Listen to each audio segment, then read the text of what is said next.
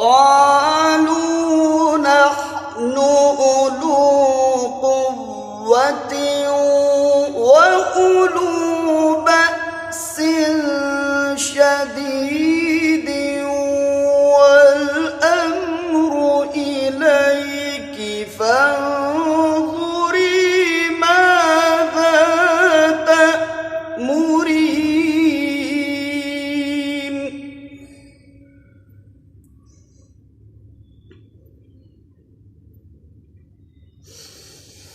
قالت إن الملوك إذا دخلوا قرية أفسدوها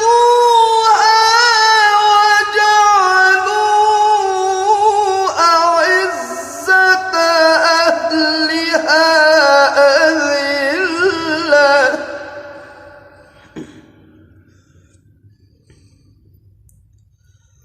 وكذلك